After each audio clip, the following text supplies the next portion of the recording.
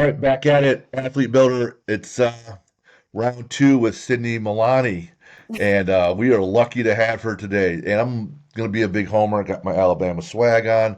My daughter's at Alabama. She's now an athlete, if you can believe it, at Alabama. And now we have an Alabama coach. But she's more than that. She's a lot more than that. She's man, bang, just girls, awesome. So Team USA bobsledder, not really her background. No one really has a background in bobsledding, right? For the most part, No one and grows up bobsledding. no one does that unless you're just riding the sleds down the hill. But it's all about speed. So big track athlete, high school, Iowa State, I believe, but then Alabama. Now she's an Alabama strength and conditioning coach, founder of Team Peerless, and I think that's the swag she has on today. Yes, It's a sir. five. There it is, a 501 that she put together to help out Olympic hopefuls because not every country is the same. There isn't always the same playing field everywhere financially, and so she's helping out with that. And she's also a Navy SEAL Foundation official teammate, so had some experience working with those operators as well. And so, Sydney, welcome to the show.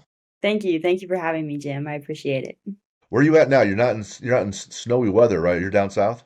Yep, I'm down south in Alabama. I'm gearing up to go to Park City in November to start off our season. Park City, Utah, home of a prior Olympics. So, whom do you coach right now?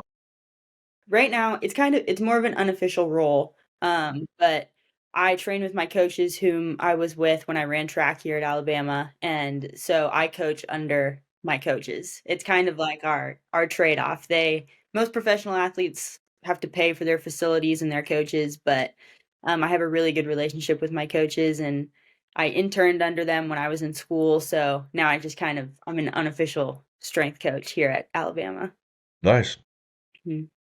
So my daughter, who's on the rowing team, she's pretty excited, and she took pictures of all her swag that she got this week, and it kind of like filled up almost her entire dorm room. It was so many articles, and then she took pictures and videos. Says since I run a gym, the some of the Alabama facilities and the dining hall, like what an awesome set of resources. So I can see why you'd want to stick around there.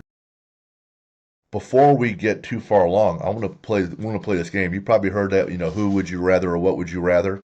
Okay. So, what would you rather do? Would you rather win a title in the 100 or the 200? Probably, I mean, I guess the 100. How come? I don't know. I think both of them are equally as spectacular, but I guess the 100 is just, you know, technique. It's all about your start and it's just raw speed. And that's what track is. That's what attracts people to track and field is that raw speed. And they say if you win the 100, you're then the fastest person in the world, right? That's kind of the deal. Yeah. hmm All right. And how about the 4 or the 800? Would you rather win the title in the 4 or the 8? I've ran both. Both are such difficult events. I would say I'd rather win in the 400 though. Is it because it's shorter? I think both of them have things that make one harder over the other in different ways, but the 400 is like when you get into the 800, that's when it starts breaking into like the endurance field. And I'm just a speed athlete. I prefer speed. Gotcha, gotcha. I don't know anyone that runs the 400 and doesn't come back with the statement that is simply painful. You're holding that threshold, that high end threshold for a long time.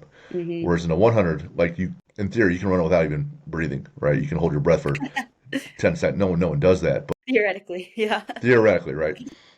In the pain threshold, you hit that max speed, but you don't hold it as long. hmm I remember people run the 400, and they're broken afterwards. What's cool about Sydney, and I didn't put this in the intro, but if you look her history up, senior year in high school, sets the state record in the 100, the 200, the 400, and then decides to win the 8 as well. Prior year, she wins the team events, the four bys. So I'm sure you've had people say it before. Even when you have a title, it just follows you the rest of your life. So it's pretty cool. But setting state record. So I started off with those just because she'd done them before. So between the 100 and the 400, the two that you picked The is the four. 100. You'd rather win the four. Yeah, for sure. Wow, the painful race. Yes. I mean that I think that's what makes it spectacular is the pain. Like anyone with God's gifts can go out and run a fast 100, but you have to be tough to run the 4. You do. It's Mhm. about that holding that threshold. So running in the Olympics, that's a summer sport. Bobsleds in the winter. Yep. Would you rather win gold in the winter or the summer? If you asked me when I ran track, definitely the summer. Sure. Um, but now that I've actually gotten to do both sports in both seasons, I would say winter, which is an Come unpopular on. opinion. I know, but winter sports are gritty. You have to be so tough to compete in those conditions, and I respect that. So definitely winter. You know, they are team events, the track team and cross country team, but still it's a big individual component. Mhm. Would you rather coach a team to a title or be part of a team title? Ah, I mean, that's tough. I think I would rather be part of it. Um, I mean, you're part of it in either role, but I think getting to actually, like, experience it and put up the points yourself is, a really good experience. I would say that.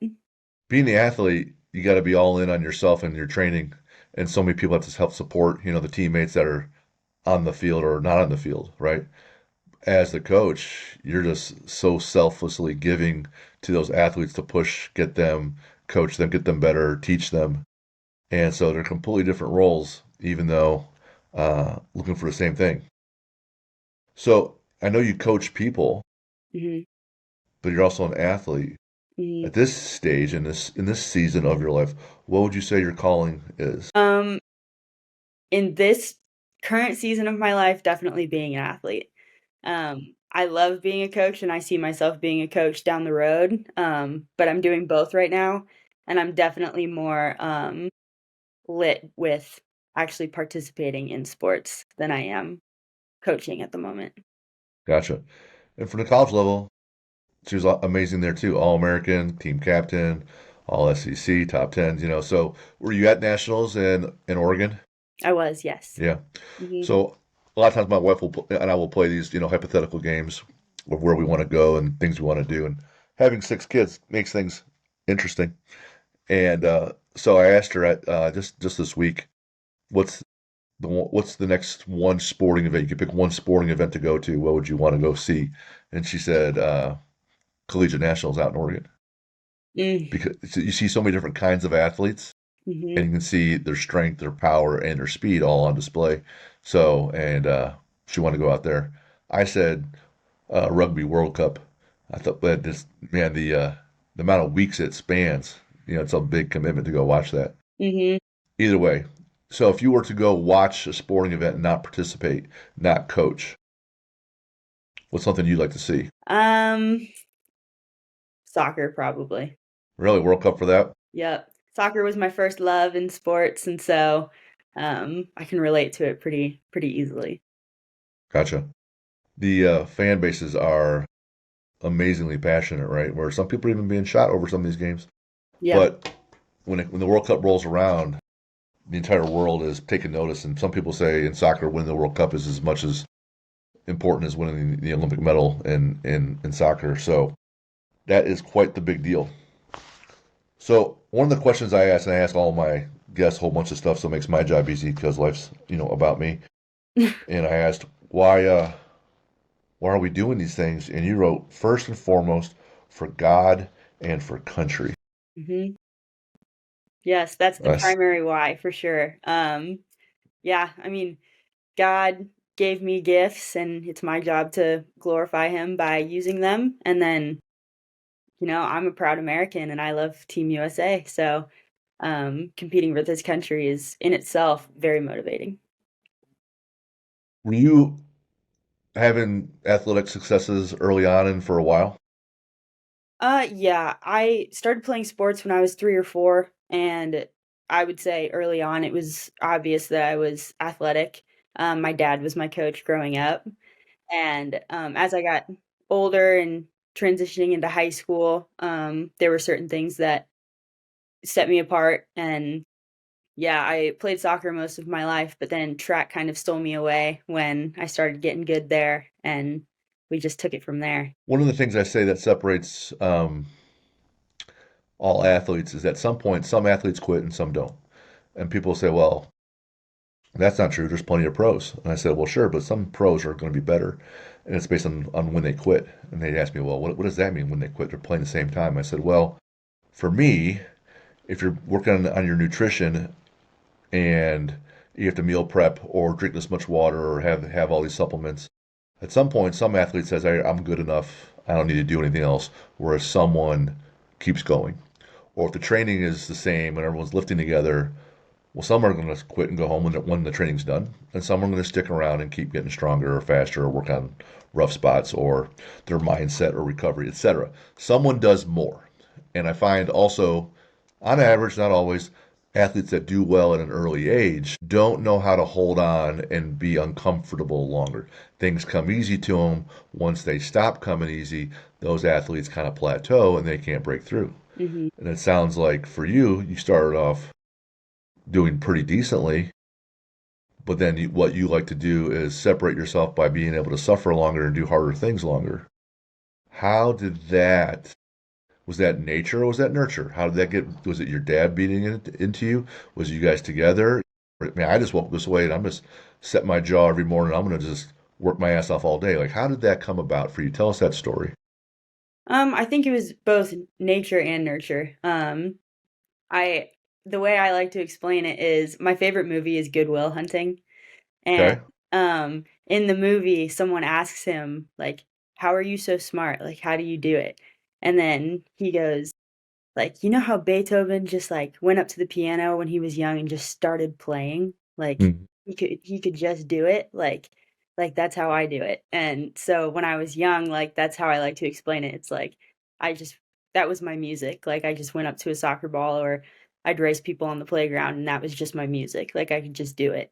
Um, but then, my dad and I had a really good relationship. He was my coach. I was born and raised on a farm in Iowa, so we got them tough farm roots. And he was a very big influence in my life, and like you said, kind of beat it into me that you got to stay resilient. And of course, I wanted to be just like him, and my dad was an athlete, and I always wanted to impress him and be like him, so, yeah, you just never give up, and it's a combination of that nurture and nature. I think if you see someone having to get up early and work on the farm and stay late, see someone in bad elements, like sometimes it's cold and windy Mhm. in Iowa, right? Yep. And that's the way it is, and you still push. Mhm. And then if you start indoctrinating your kids into something like that, and not for nothing, just carrying things at a young age is an outstanding way to build just the raw farm boy strength. Mhm. And if you have that, you can build the barbell strength, blah blah blah, and then speed and power are a function of strength, right? And the physics that go along with it. So having those things really kind of set you up. I'm looking for a correlation and causation and results in people, and I'm looking up Navy SEALs and how they get through Hell Week. And is it the ones that were the good runners that did well, or the ones that were good wrestlers, or lacrosse, or swimmers? Because swimming is a big component. And they found some of those had some correlation, but the one that had the biggest was the one who could run the 4 mile timed runs in the fastest time. Because 4 miles, like the 400, it's not just 1 mile, 6 minutes. They're running four, so you're holding that threshold. Mhm. So when you hold that threshold for a long time, better than other folks, you're less likely to quit because everybody else has quit sooner. You know, Yeah. when your dad's coaching you, sometimes it's the kid's like, "Hey, Dad, I got it. I'm tired of because you see him at home, he's probably coaching you a little bit. You're in the car to and from, he's coaching you a little bit. Then you're on the field and he's coaching you. How'd you guys like that? I got kids, I coach them, and sometimes they're like, "Hey, Dad, shut the hell up. I'm tired of listening to you." Mhm. How'd that go back and forth for you guys? Um, I have 4 other sisters, and so, that was just kind of how my dad and I bonded. I never really felt There was never a time in my life where I can remember feeling overwhelmed by his coaching, but I also think he did a really good job, um, by one, like, setting the example himself. Like, he was always eating healthy, always working on the farm. He was a firefighter also. Um, always in the gym working out, and so it was easy for me to follow his direction because, like, there was merit there because he did it all the time, so, it was never difficult to receive things like that because I saw how fit he was and how strong he was and successful he was, and I was like, "Oh, I wanna be like that." Like, everything you're saying makes sense to me. So, it was never overwhelming for me, and plus that's how we bonded, so it was Gotcha. easily received. What about the other sisters? Were they athletes too? We basically made up half the soccer team. We were all on a soccer team together at one Dang. point. But yeah, they were athletes growing up and, being on a farm, we were always out in the woods or driving the quads, and I contribute those experiences a lot to my athleticism as well because, we were moving in different planes, we were always racing, wrestling. My dad was a wrestler, so naturally there was living room fights all the time. So, yeah, those experiences definitely made me more athletic without even knowing. Where are you in the order? I am second oldest. Second oldest. Mhm. Gotcha. All girls. Yeah, my poor dad. So we have four girls and two boys. Two girls with the same name, if you can believe it.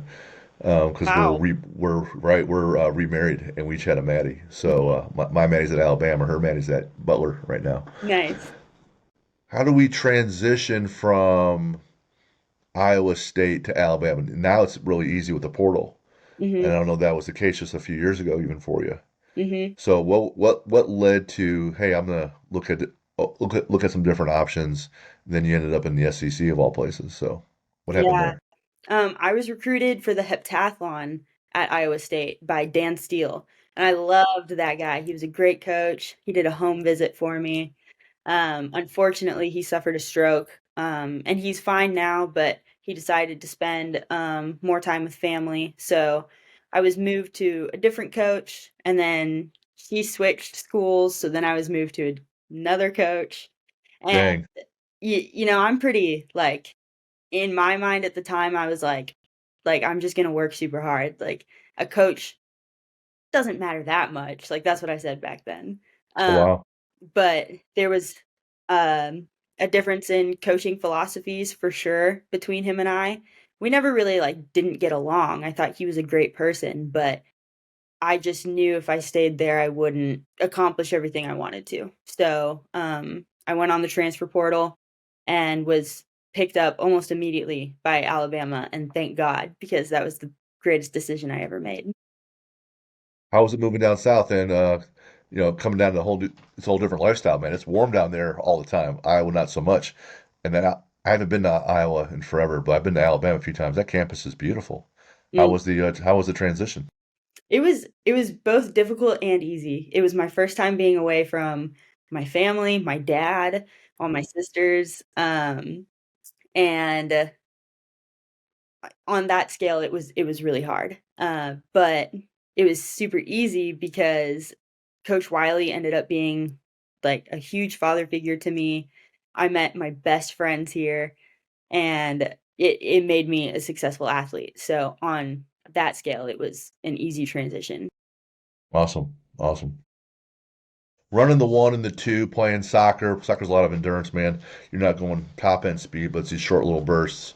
To now we're transitioning out of college and to pushing a big tank down the ice, right? In the bobsled.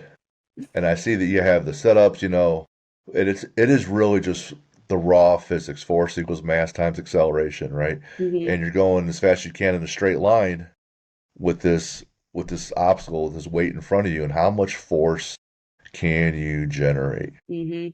So different kind of athlete, right? Yeah, for sure. Talk about having to gain a little weight for the new role Yeah. and the bloat maxing approach that I think you're famous for. Yeah.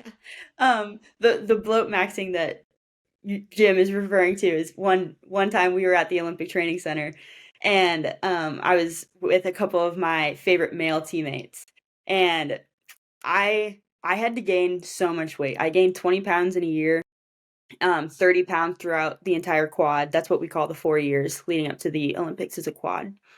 And I was very uncomfortable in my body. Like it was by design, and I worked really hard for the weight that I gained for the sport, but I just did not feel good.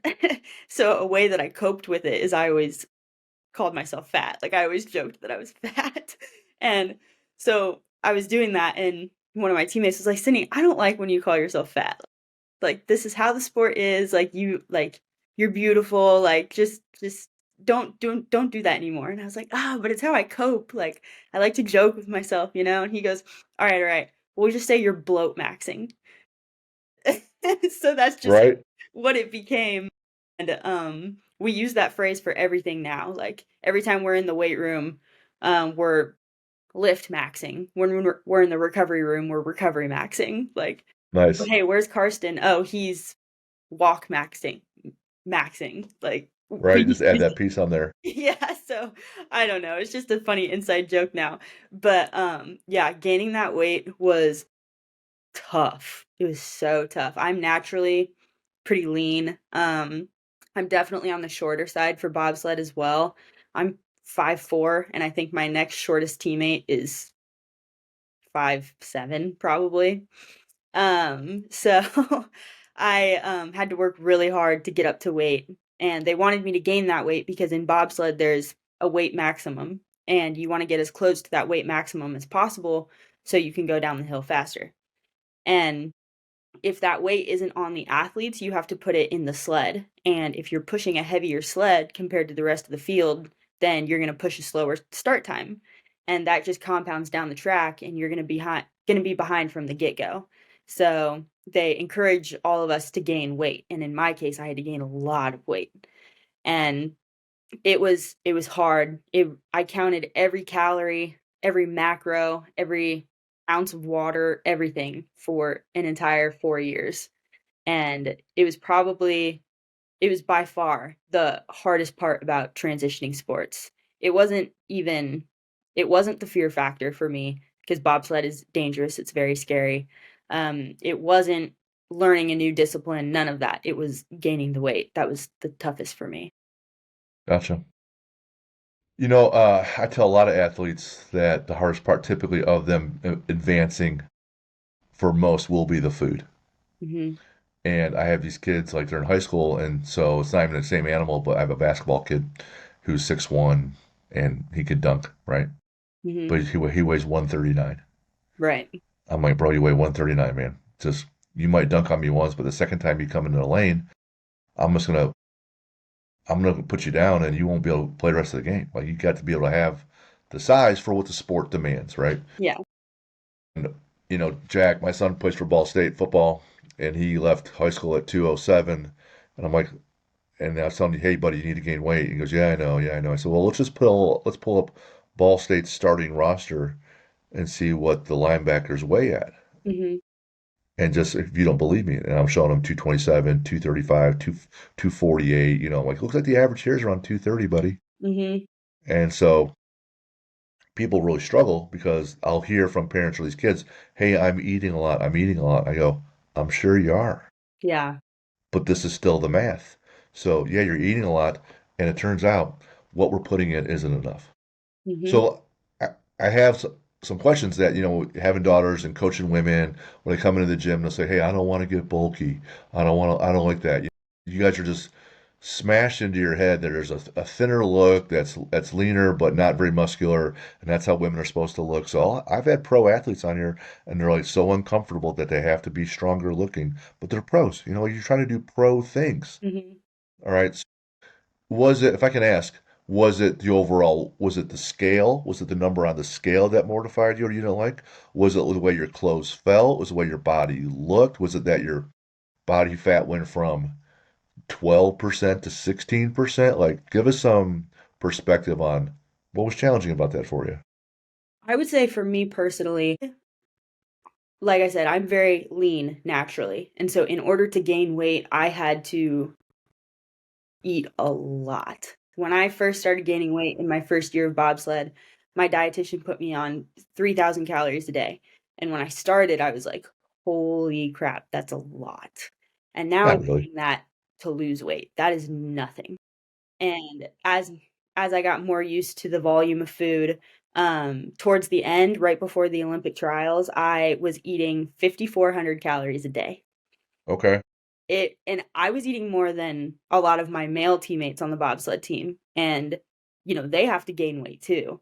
And so I just think that's a testament to my, metabolism, my genetics, and just the fact that I'm just naturally lean. So there is a genetic component to everyone as well. But the volume of food that I had to eat was making me break out in hives every night. Like, every night I would go to sleep, my face would be swollen, I'd have red spots all over me. It was brutal. Mm. I had to eat 6 different meals a day, and it just seemed like every time I was done eating, I had to start on the next meal. Otherwise, I'd be up until midnight trying to finish all my food, and then I was full all the time during training, so I wanted to puke constantly, but I had to choke it down because if I puked, then I'd lose weight. It was just brutal, there's just no better word to say it. It was brutal. Michael Phelps would talk about he's taking in over 10,000, Mhm, 12,000. He's what, 6'6", 6'7", something like that, mhm. swimming all those laps. And then he'll be finishing eating crap, eating McDonald's. Yeah. Like he just finished putting it in and he dives into the pool like 10 minutes later because Mhm, he feels it digesting and how uncomfortable that was. mhm.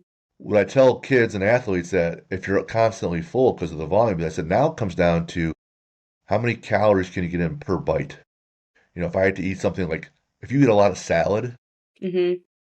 no, Oh, you no, get I did not eat a lot of there. salad, There's no. there's no chance. You have to eat an entire wheelbarrow of salad, Yeah. because it's not very calorie dense. Mhm. So I said we have to eat more fattening foods, and they're like, if you're really trying to gain weight, there's a dirty component. And the kids, well, what do I do? I said, go get a pizza, and I'm like, eat as much of it as you can, but pour a bunch of olive oil on top of it first. Mhm. And they're Same, like, same. why?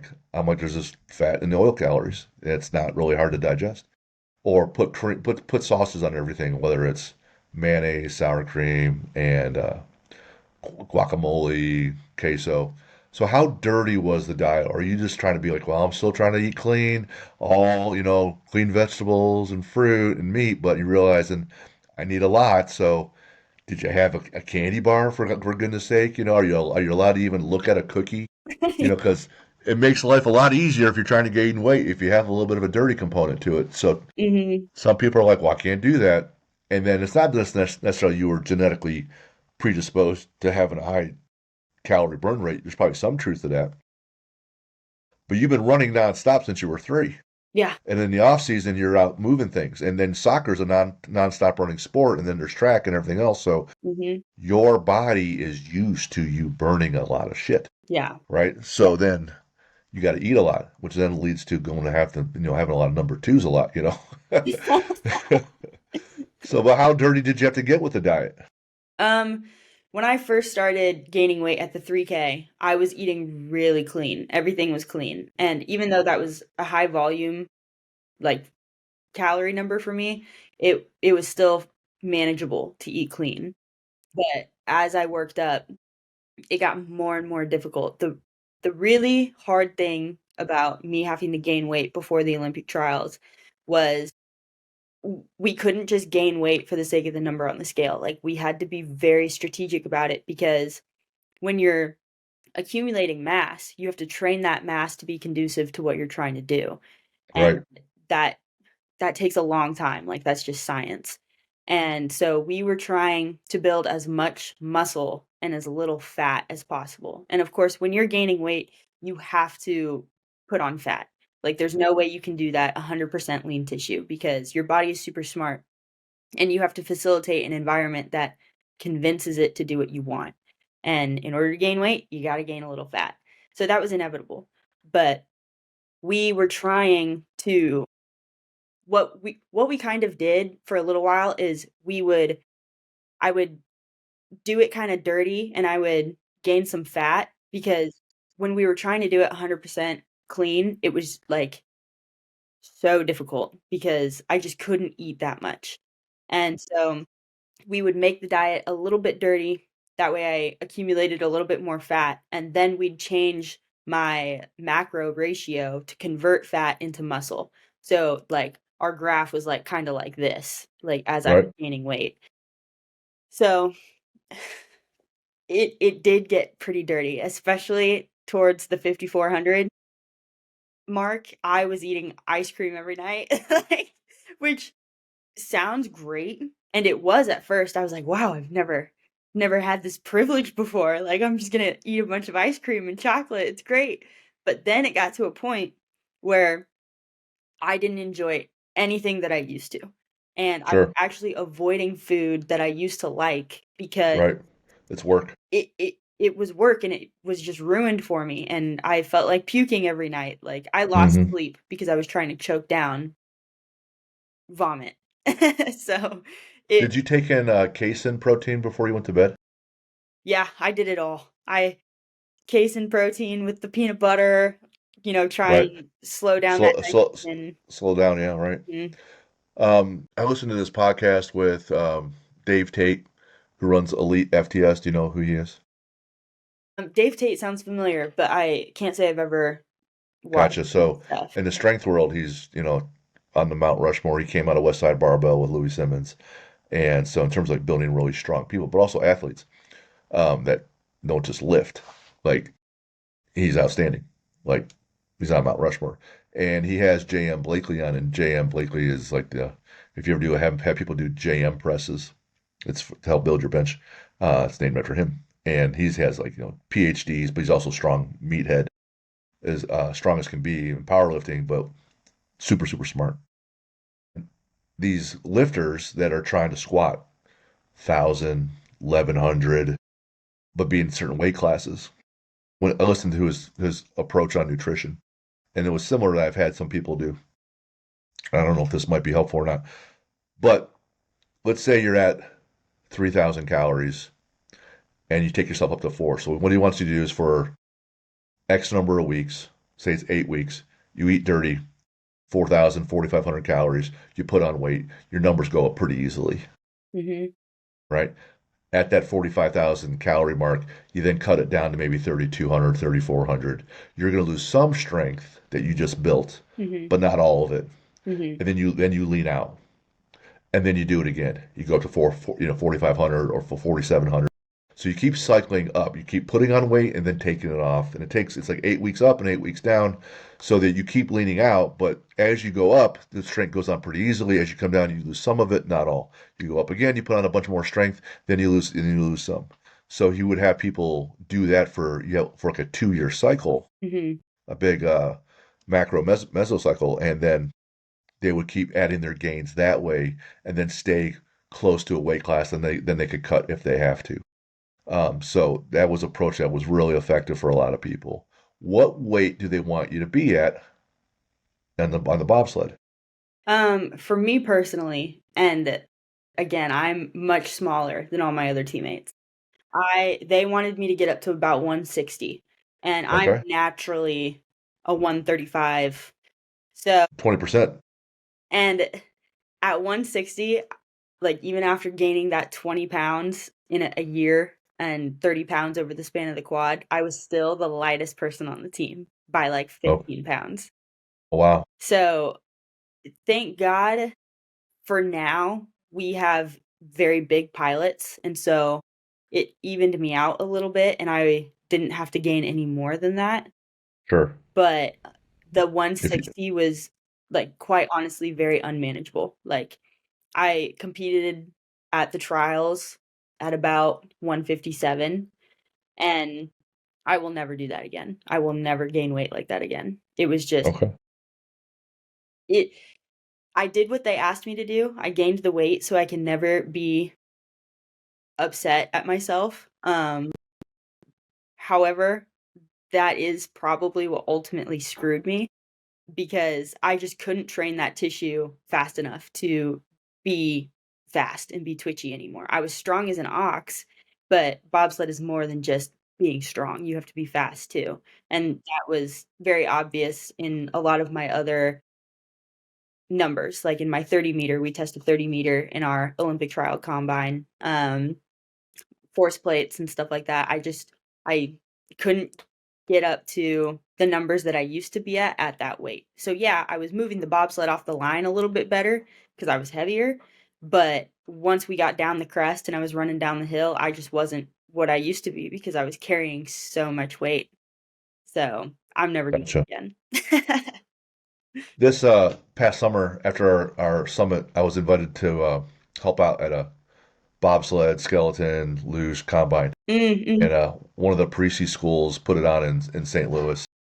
So I go out there to help out. My wife and I would drive out there, and we're to help with some of the timing, and just it was fun. It was fun.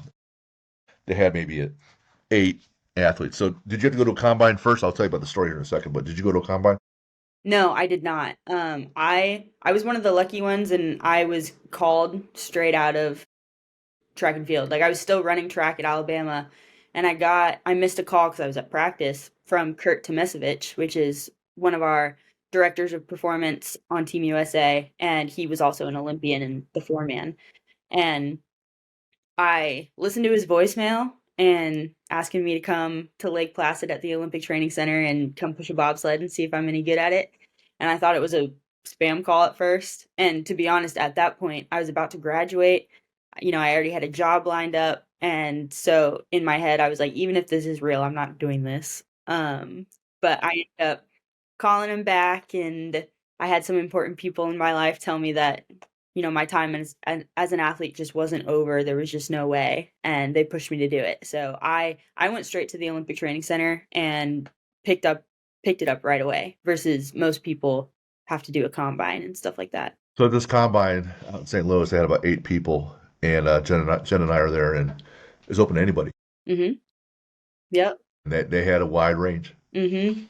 and Jen and I were watching the people warm up, and we're like, all right, that's an athlete, and that's an athlete, and those other 6, I don't know what they're thinking today, but this is going to be bad, right? Yeah. And so there's people 30s, 35, 40.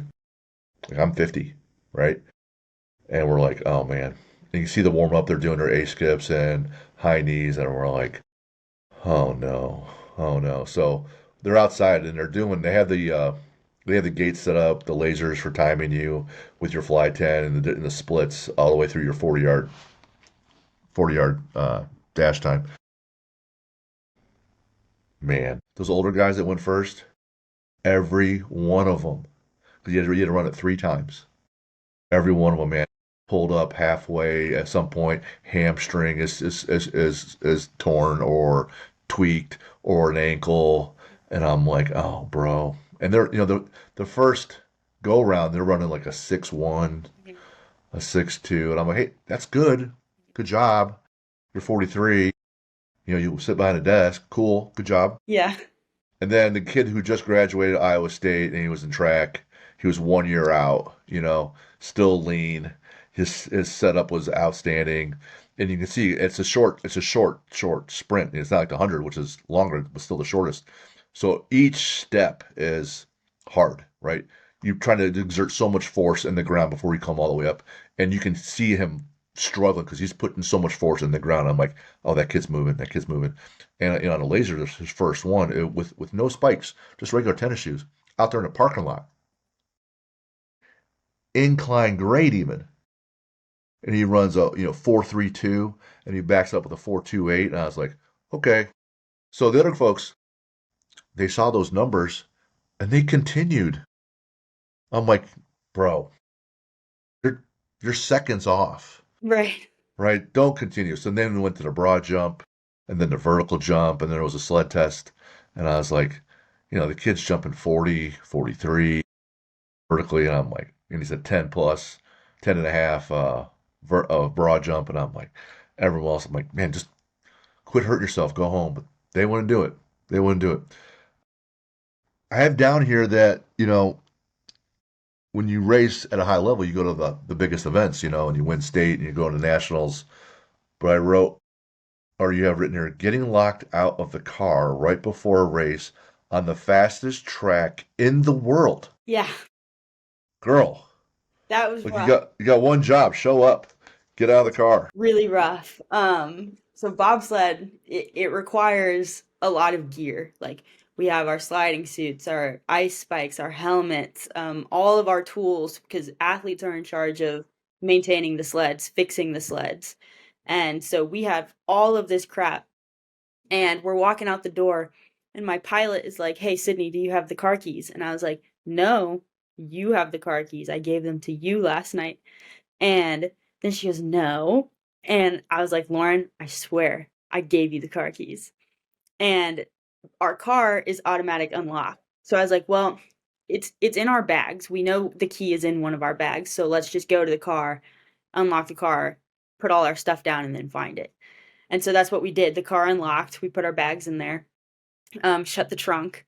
But then when we shut the trunk, the front door wouldn't open. The key was in the bag in the trunk. Oh God.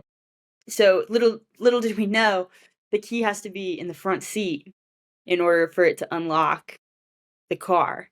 So user error slash Oh, glitch, we we put the key in the bag, which was in the trunk, and then it locked when we shut the trunk. Couldn't get in the car.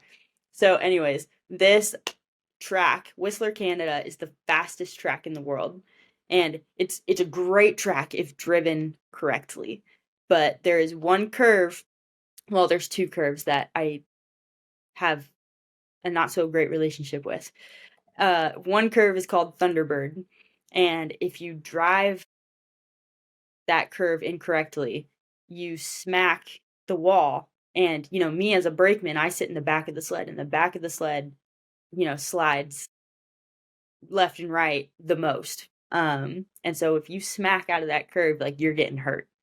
And the week prior, we kept smacking out of that curve, and I was just beat up. And there's another curve called 50-50, and they call it 50-50 because you have a 50% chance of making it through. And this track is pretty scary, okay? And plus it's the fastest, so if you're crashing, it's gonna hurt just a little bit. Um, and so anyways, our key is locked in the car. We have to go race though. So we are trying everything. I call the cops. I'm like, "We are professional athletes. We have to get to the top of this mountain in 15 minutes. Like, come unlock our car, please." They were like, "Is there any animals in the car?" And I'm like, "No." And they're like, "Well, yes. we can't help unless someone's in trouble." So I was like, "Yes, there's an animal in the There's car." a baby in the back in the trunk of the car suffocating, right? Yeah, so they wouldn't come help us. I should have lied right out of the gate, but they wouldn't come help us. It was like 6 in the morning, so there's no locksmiths open yet. Um, I took some of the pliers out of our toolbox, and I cut like a wire fence, and I was trying to like use this wire fence to like get into the car. It was just a mess. And I look at Lauren, and this is a rental car. And I go, "Did you get insurance on this car?" And she was like, "Yeah, why?" And I was like, Here "I comes. break the window and tell them, and you tell them that we got robbed." She was like, "Sydney, don't do that." But I wanted to. If the pilot wasn't in charge, if I was in charge, I would have done that. But the pilot's in charge, so I'm gonna do what she says. So, anyways, one of our coaches comes down from the mountain and brings a crowbar and gets the door open. And so we race up the mountain, and literally no warm up, no nothing. We just get straight out of the car and go to the line. And one, that's dangerous because, it's negative-degree weather. So it's if you're going out and pushing 100%, you're probably gonna blow a hammy. Two, this is the fastest track in the world with a very difficult curve, and if your pilot isn't focused, then you're in trouble. And so Lauren was freaking out the whole morning, and we're on this line, and I'm thinking, "We're about to crash. Like, this is it." Come on, man. They can't be saying that shit. I didn't say it, but Okay. in my mind, I was like, "This is it." This But is how it ends. it This is was how I die. it was disastrous, but we actually ended up doing really, really well. We didn't crash, which is a miracle, but it was just so disastrous. It was so terrible, but it's funny looking back now. Dang. Yeah. What I keep coming back to when I look through your bio here is the willingness not to leave any stone unturned. You Mhm, don't want to have any regrets and look back and say, man, I wish I would have tried this or done this, or I wish I would have eaten the 5,400 calories. At least now you know, like mhm, you were all in. mhm, And the two things you list here for your mindset that helps you advance is God mhm, and relentlessness. mhm. Yeah, God for sure because I'm very type A. I'm very competitive. No shit. I like having things a certain way. I'm Yeah, I very got it. detailed and through that detail in my training in my everyday life, like that's all in effort to win an Olympic medal. So it's really difficult not to want to have control over everything and not to want to control the outcomes. And a few weeks before the Olympic trials, I was pretty anxiety ridden. Like the weight that was on me, I knew wasn't helping me anymore. I had trained so hard. I mean, any athlete on the Olympic stage will tell you this, but your dreams take you away from your family. You're not financially stable. You you don't do anything other than your sport. And, I was having a lot of doubt and that led to a lot of anxiety. And I just was holding so tightly onto this result. Like I just wanted to win so bad. But, and I think that's really common for athletes just to want to be control freaks. And so God is super important to me in my athletic space just because you have to relinquish that control and you kind of have to let him hand over the victory. Like all you can do is plant the seed by doing everything that you possibly can, but then, calming your mind and your spirit and just letting him do the rest.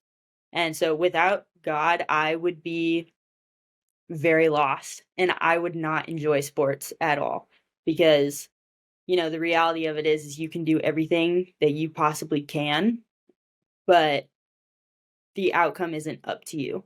And so if you don't find peace in that, then sports aren't going to be enjoyable anymore. But sports are a gift from him. They aren't meant to be anxiety ridden like it was for me a couple weeks before the Olympic trials. So I think he is just so important for athletes to know. And then resilience because, I mean, it's like I said, we aren't financially stable. And I say this cautiously because I do love representing my country very much.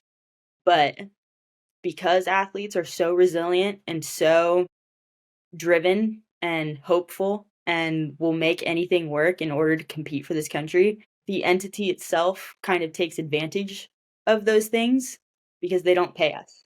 Like they ask for so much from us, like, "Hey, win us medals, bring them back to the homeland, pay for your own travel, pay for your own competition fees, all that fun stuff, but we're not gonna give you anything back." Like, they don't pay you. So, I think resilience in sports in any sense is extremely important, but especially when you get on the international stage, things aren't so easy anymore because you are not only trying to be an athlete, you're also trying to eat. And that's Right. really hard when you're not getting paid for your job.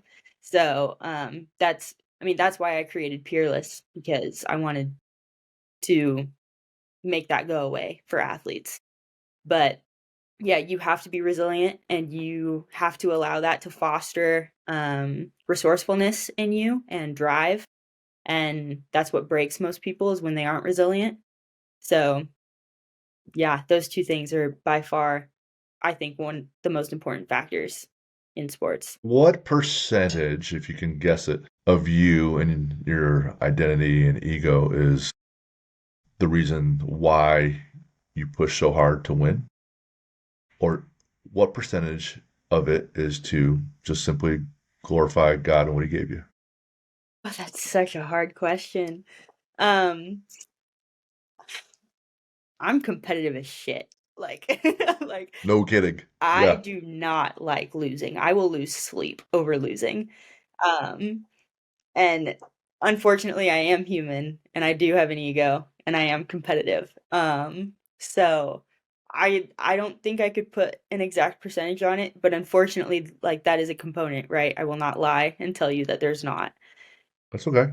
Um, Just take a yeah, guesstimate on, if you could be self-reflective here. yeah, yeah. So I'm definitely flawed in that way as a human, like, some of it is for me, and I don't think that's 100% bad, like, you have to do it for yourself, but if God wants you to be successful. Nothing wrong with yeah, wanting to be successful. absolutely. Yeah, I just want to hear what number you're going to say. what number Is I'm it gonna 50-50? Is it 90-10? Is it 30-70? I mean, 80-20? It's going to be a range. yeah, I'm not holding you to it. I'm able to do what I do because of God, and so, like, Um, I mean, obviously, like, 100%, I trust him, I'm gonna love him no matter the outcome, and I'm grateful for the gifts he gave me. So 100% in that aspect, but unfortunately, like, I am human and I am flawed and Okay. I do I do wanna win just for the sake of telling Winning. Germany to fuck off at the Olympics. Right. Um I don't know, probably we're gonna say, 90/10. We'll say 90/10. So 10% God. No, no, 10% ego, 90%, God. Oh, wow. Yeah, Okay. and I just say that because, even when I catch myself, being a little fiery, So careful with the words. I My goodness. I do, lead that back to my relationship with God. Even even Jesus flipped tables in the temple.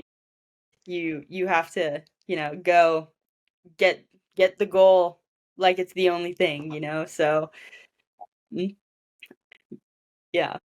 Is it possible that God's using this season of your life to build you for something you haven't seen yet or something down the road? Like, you never win Mhm, and you utilize that for something else. Is it possible that, hey, you could, pull up lame? You might just lose the calling, but hey, I don't feel like doing it anymore, mhm, right? mhm. It's for say these purpose that hasn't been revealed. You know, are you okay with him having you on a path that maybe you haven't recognized yet, or maybe it's not about you being on that podium? You know, That's a tough that one. that's a tough one, right? It is, I mean, he just wants to know that you're gonna love him no matter what, no matter the result, right? So, um, that, for me personally, is really difficult, and I will, I will get over myself if I don't win, I will love him no matter what, but that is a very hard part of faith for me. But I do think that he's using this for something bigger for sure. Especially with, I started a nonprofit. I never thought I would start a nonprofit.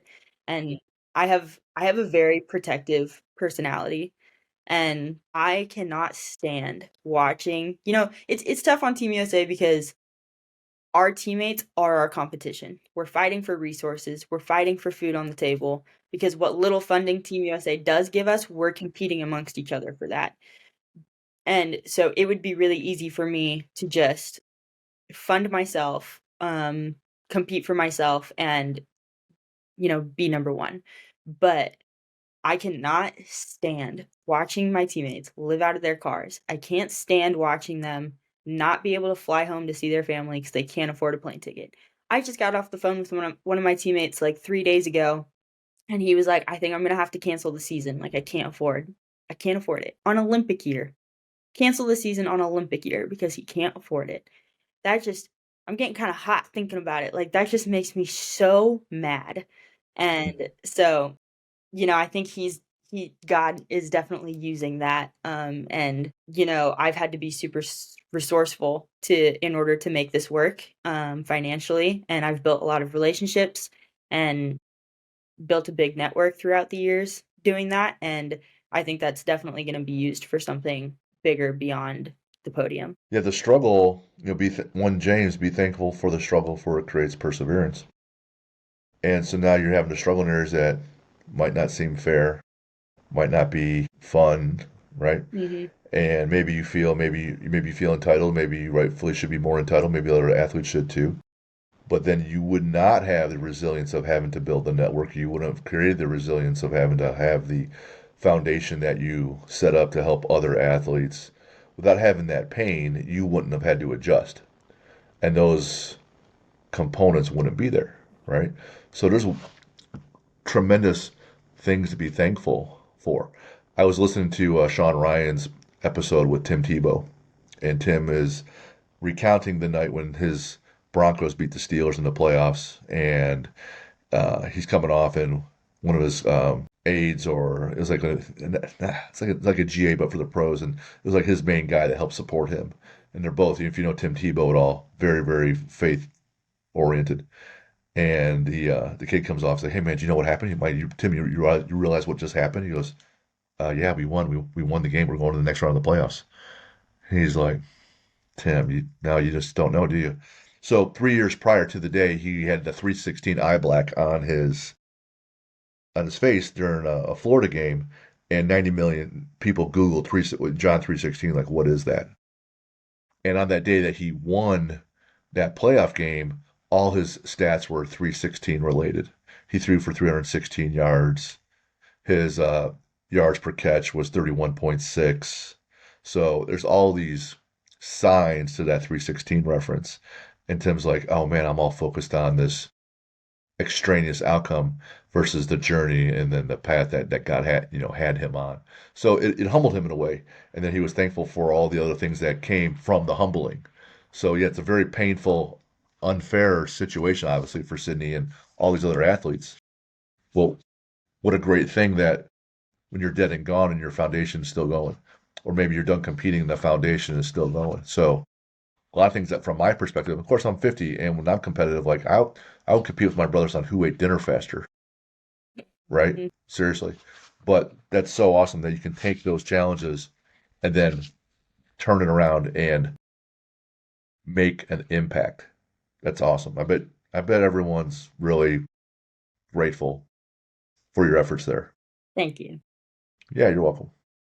Being an athlete is a very selfish pursuit. You must always pick yourself. Being a coach and a leader is a very selfless pursuit. It's the ultimate balancing act. Are you very coachable? I do consider myself coachable. I don't think I've ever told a coach no. Um, Okay. my coach tells me I need to gain 30 pounds on a quad. Well, guess what? I did it. Um, Right? like I've I was coached by my dad, and I think that's where that comes from. And all of my coaches, besides my coaches at Iowa State, um, all of my other coaches have been father figures to me. Coach Williford when I was in high school, and then going to Alabama, Coach Wiley and Coach JD. And so I just trust them implicitly. There are very few people in this world who I would just blindly trust, but they are one of them. If they tell me to do something, I'm gonna do it. Love it. You know, you're so relentless in so many areas, and one of the pieces I really was thrilled to see because no one had said this before, and it's a part where you wrote about and building your body. And, you said you designed a journal that had everything in it from recovery, training, nutrition, all the race day entries, the training. So the after action reports, if you had like a big battle or a debrief after a sales meeting, what were all the inputs leading up to game day? Well, and then how did game day go? What were the results? What were the lessons? And so the planner that I put out with my book crystallizes all this, and it looks like you came up with it well before I did. Talk to us about how you utilize that to stay focused, manufacture motivation, drive forward, break through plateaus. How essential was that for you? It was so essential. I've been journaling since I was in high school. My dad journaled, so that's where I got the habit, I think. And I used to, as I've gotten older, there's just more and more components that you try to control. When I was in high school, like, yeah, I did extra push-ups and sit-ups at night and stuff like that, but I wasn't tracking what I ate. I wasn't really tracking how many hours of sleep I was getting. But, as I went through high school, went through college, and now I'm a pro, I control pretty much every single factor of my life. And so in my journal, I track what I eat, I track what I drink, I track pre and post training thoughts. My annual plan is in my journal. Um, j- I do a debrief at the end of the day. Like it has everything in it. And I'm probably a little bit too dependent on it to be honest, but it's never far away from me. Like it's literally sitting on my table right here. But it was so crucial for me because one, I take it with me everywhere I go. So I gave my coach full access to it. I was like, look at my journal, like keep me accountable. And every time I was like training or something, like sometimes I'd turn around and coach would be like looking at my journal and then like looking up at the weight that I was using and he'd be like, "Didn't you do this weight last week? It says right here in your journal." And I was like, "Ah shit." Like, yeah, I did. Right? You'd go put 5 pounds on the bar. And especially when I was gaining weight, I really needed help in that department because it was, as we discussed earlier, just brutal. And I would score all of my meals. And he would look at my score at the end of the day and then he'd look at my weight and be like, "All right, we're on track," or "Hey, like you need to be just as disciplined about your food as you are your training if, the food score wasn't good." And I'm a far-sighted person. I like to look in the future and plan, and so we would sit down and do my annual plan together, and that would be in my journal, so I always knew just generally where I had been and what direction we were going with my training. And yeah, it was just so critical, especially leading up to the trials and everything. I did a lot of journaling before the trials and execution cues, just reinforcing positive thoughts, all of that stuff. That's awesome. That's amazing. There's so many reasons why I love that. One, when you see a little win from day to day, that's for me what I tell people, that's how you create your own motivation. Because motivation is usually very fleeting and discipline takes over. Mhm. The motivation is kind of a fun feeling. And if I know every Monday is a lower body day and I'm gonna lift and I'm gonna do something kind of heavy, what most Mondays then I'm probably gonna hit some kind of new PR. Or if I can do my accessories and hit a PR there, I said, well, if I can just get to the gym, I PR'd like the last 38 out of 39 days in the gym in some capacity. And if I just do everything I did last time I was there and I improve the warm up a little bit, new PR. So I can tell people one, it's kind of a way you can manufacture some, temporary motivation. Two, our mantra is win the day with, athlete builder and, winning the Olympics, being on the podium, making the team even. For your quad, it's a lot of time for how long those races take? A minute, 2 minutes, 3 minutes, 50 seconds. And then you have a number of runs and then it's over and then you got to play and go home. Mhm. Well, then the depression sits in and like, what feels good? What am I looking forward to next? And if you win the day, like that's a very extrinsic goal, which is awesome to have and a huge target. But if I'm trying to win and be the best version of myself daily, then the next day, like, hey, my goal is to get up, do some recovery. And if I do those things, I get some wins. I did what my targets were for the day. I can feel good about myself the day before, the day after big events. It's not just on game day, right? So it's also, you're not going to feel that happy until 4 years later. Come on, man. That's sustainable. So if I can journal and see some wins, it helps, feel a lot better. Yeah. The lady we just recorded with was Jen Floyd. She rode at Cornell for 1 year as a senior and was so good she was invited to the Olympic team. And 4.5 years later, she's rowing in the Olympics. Mhm. And she credited journaling all her wins, just like you do, to keep her moving forward, but also help have her be a little bit happy between now and 4 years later because man, that's a long time, It you know? is. It is a long time. Yeah, I can completely agree with you. And there's bobsled is very niche, so a lot of people don't know what it is. And when I get the question like, "What's bobsled?" I say like, "Have you ever seen Cool Runnings, the movie?" Um, and I don't know if you've seen it, Jim, but it's Yeah, the Jamaican the team. Jamaican bobsled team, and there's a great quote in it. And the coach says, "If you're not good enough without the medal, you're never going to be good enough with it." And so, yeah, I think there was a point in my athletic career where my worth was determined by wins. And, if I do go to the Olympics and do get medals and stuff like that, but we always have to remind ourselves like if you're not good enough without the win, you're never going to be good enough with it. So, just my journal helps me find purpose and helps me kind of keep myself grounded and yeah, just like that previous athlete did, keep herself a little bit happy? Yeah, yeah. Um, One of the last things I want to ask about the being a teammate is teamwork is one of our core values, and teammates to me is a huge thing, and a lot of people will sacrifice for the teammates versus themselves even. People will say like in the Marines or an Army platoon, you're fighting for the person next to you, right? Yeah. And so you'll sacrifice even more. And now you have a component where you're a teammate with the Navy SEAL Foundation. Mhm. And just talk about that role and the why behind it and the impact that you're looking to make it with those folks. Yeah, I became an official teammate because right out of college, the job that I already had lined up, as I was being recruited to Team USA was, I was a strength coach for Virginia High Performance, which is a program funded through the Navy SEAL Foundation, and it's a multimodality program where operators come in and they go through this program and they have everything they need. They have their strength coaches, their dietitians, all their meals are made for them. They see doctors, they see mental performance coaches, they get massages, literally like everything. It's like an all-encompassing recovery program, and it's amazing.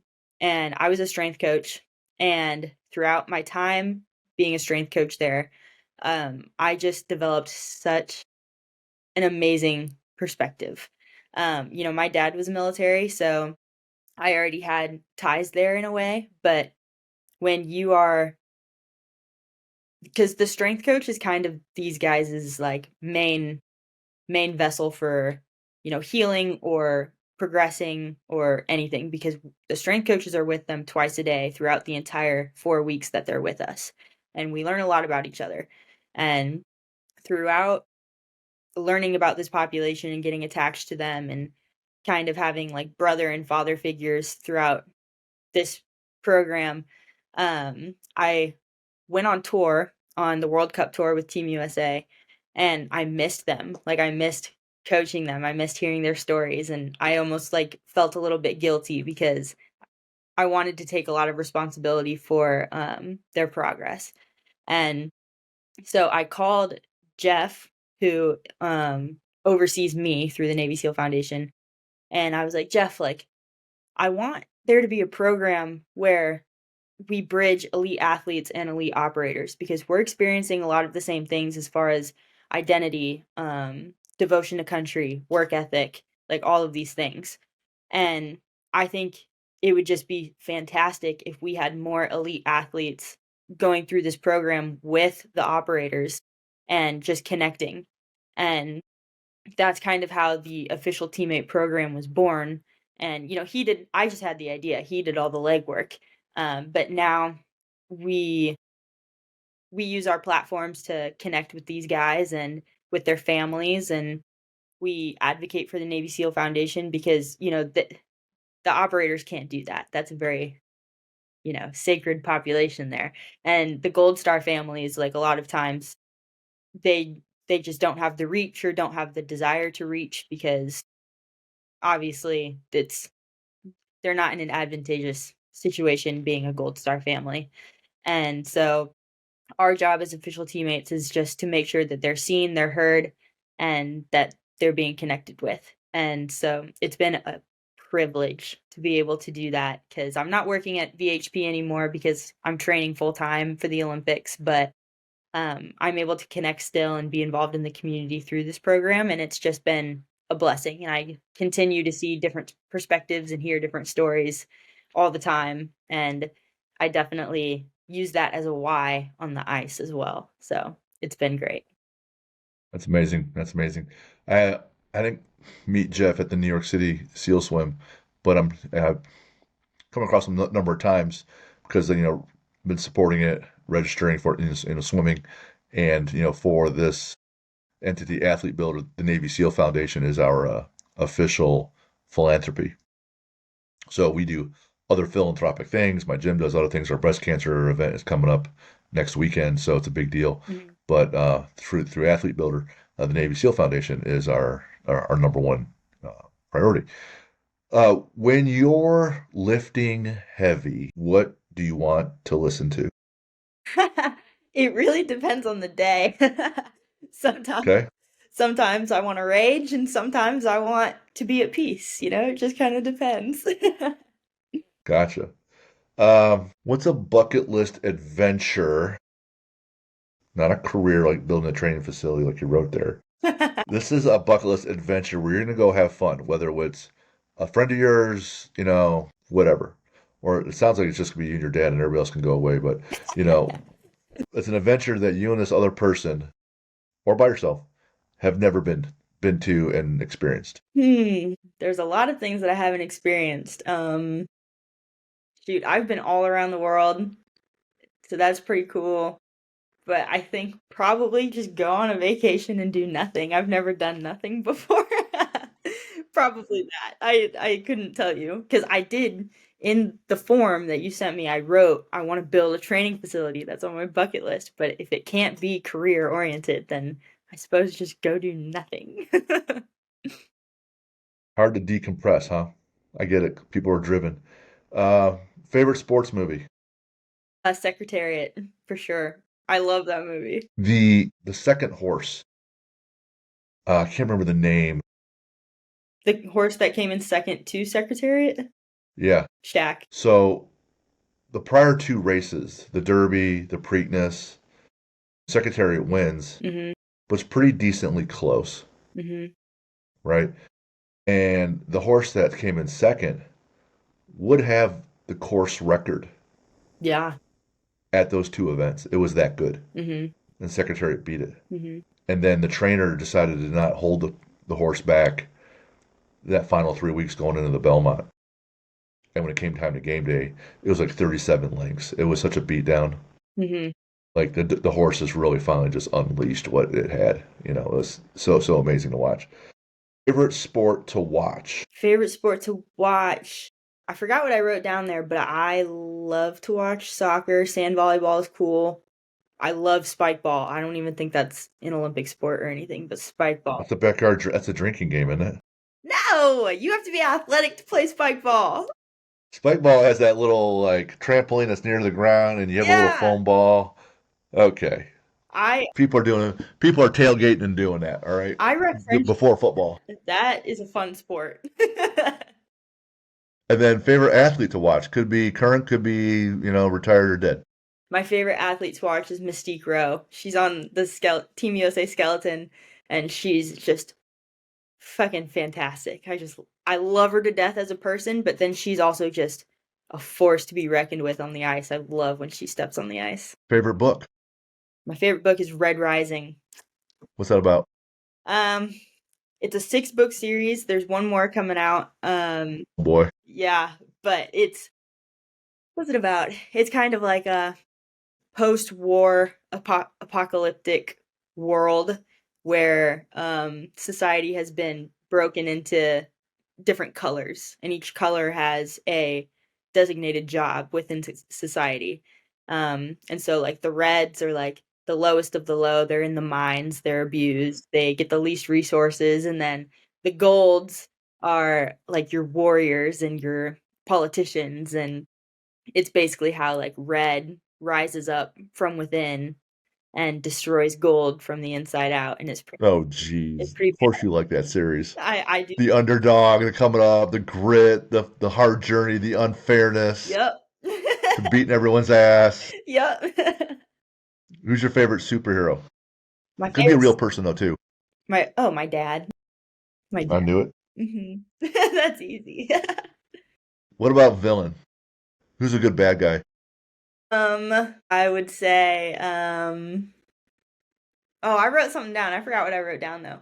But I know it was the villain from Treasure Planet, the cartoon, the pirate. I think John he's Silver. yes, John Silver, and I love him because yes, he's a villain, but just like any villain, he's misunderstood. And he's kind of a mentor to the hero in the story. And I just love how he mentors this hero, and I actually use some of his philosophies in my everyday life. Look, So just love him. John Silver, the cartoon, impacting Team USA. What's your What's your favorite lift in the weight room? Back squat. How come? It's just it's gritty. It's a little bit scary, like, your spinal loading, you gotta get low, and, that weight is crushing you from the get-go, and, if you don't get out of the hole, like, it can be a little bit scary to bail, and I just love it. I think it's a fun lift. It's just fun to do. Makes me feel strong. It's my favorite lift for the same reason. There's so much fear involved to keep adding more weight when you're doing it and you're maxing out. And every time you do a new max out, there's that fear again. Mhm. And so there's risk, right? There's Yeah. risk. And so it's rewarding that you've handled the fear and there's a tangible benefit and you can see, hey man, I won. I was afraid and I won, right? So I love that. Uh, what's your favorite quote? My favorite quote, I forgot what I wrote down, but It's okay. I would say the one that's popping in my head right now is do not it's something like do not fear imagined troubles or something like that. Okay. Yeah. That's huge. Most fears are just not even close to what reality is. Mhm. Where can people find you? Where can they find your nonprofit? You can I haven't officially announced my nonprofit yet. It's still kind of in its baby phases. But we did just recently or I did just recently build a website for it and everything. So you can find that in it on my Instagram, in my link tree. Um, I'm pretty present on Instagram, so you can find me there a lot and find me on the ice and find me down here in Alabama. Awesome. Awesome. And if those of you want to continue to reach out to us for our prior guests or questions for us so we can help you out, info at athlete-builder.com. Athlete-builder.com is also the site where you can get our book, our digital course, our planner, and check things out. We always want to make an impact and check out Unbreakable Athletics all through October and beyond. It's Breast Cancer Month, and some people in our gym are really impacted by it personally this year. So it hits home, and we're raising money for that as well. Sidney, awesome time having you on. Learned a lot. Had a lot of fun. You're a fun person to talk to. I love the honesty and how authentic you are, and I love the tenacity and the willingness to push and be all in. It's very attractive quality in people that they just go hard, and I love that. So, man, thanks for the gift of being here today and making an impact. No, thank you. I appreciate you thinking of me for the show. For sure. Have a good one. You too.